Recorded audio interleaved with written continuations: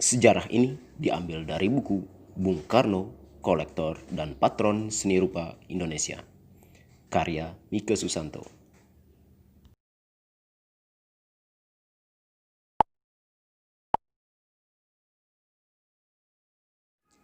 Menelusuri benda seni yang perlihatkan figur manusia telanjang, ibarat menelusuri sisi gelap istana. Karena hal ini lebih menyangkut sisi paling privat pada diri sang kolektor. Konsep ketelanjangan di sini tidak saja secara visual menampakkan indera vital alat reproduksi manusia, akan tetapi juga mengingatkan imajinasi visual mengenai aura keindahan fisik perempuan. Koleksi benda seni berfigur telanjang yang dimiliki Soekarno diperkirakan berjumlah seratusan buah. Sebagian besar berbentuk lukisan, patung, dan kriya. Karya-karya yang bertema telanjang pada era Soekarno sebagai presiden diletakkan bertebaran di seluruh istana. Semua itu berubah ketika presiden dan era berganti. Saat ini, semua lukisan telanjang tersingkir dari gedung utama dan dirumahkan khususnya di salah satu gedung bekas ruang administrasi di Istana Bogor. Adapun yang masih dipajang dan dibiarkan tata letaknya adalah patung-patung figur telanjang. Patung-patung ini diletakkan di berbagai sudut, baik di dalam maupun di luar ruangan. Karya yang ada di dalam ruang banyak berupa patung-patung batu pualam dan patung-patung kayu.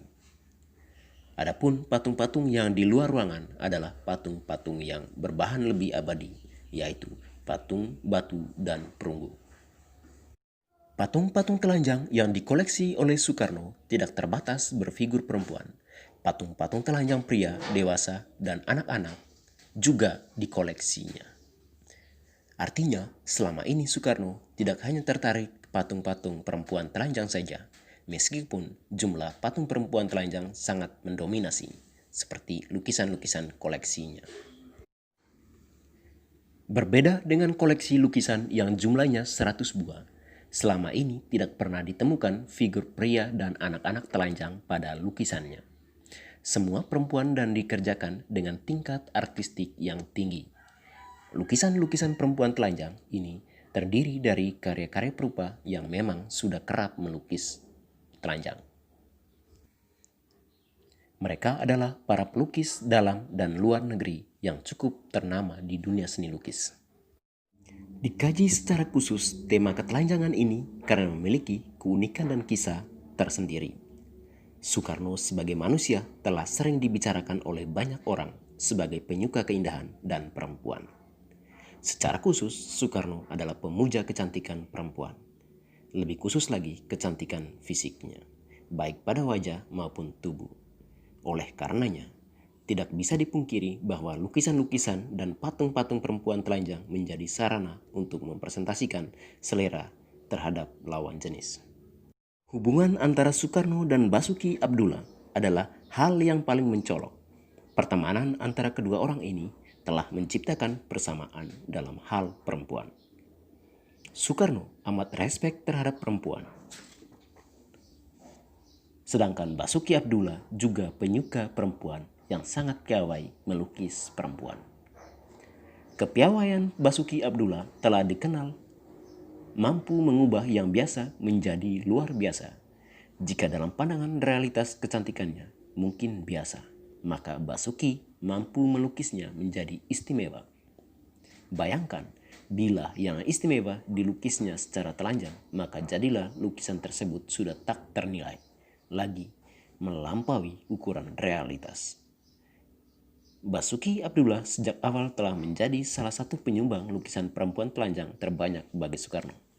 Lukisan-lukisan Basuki Abdullah sepertinya telah menjadi media pertemanan mereka yang amat dekat. Menurut penuturan Edi Sunarso, Soekarno memang sering mengungkapkan kegemaran akan keindahan. Keindahan tersebut salah satunya tercermin pada tubuh perempuan dan alam. Dengan alasan semacam ini, Soekarno sering membeli karya figur telanjang, termasuk karya Edi Sunarso. Soekarno tidak pernah memesan khusus padanya patung perempuan maupun pria telanjang. Karya Edi Sunarso yang berjudul Gadis Mandi tahun 1959 dan Istirahat tahun 1963 semua berbahan batu.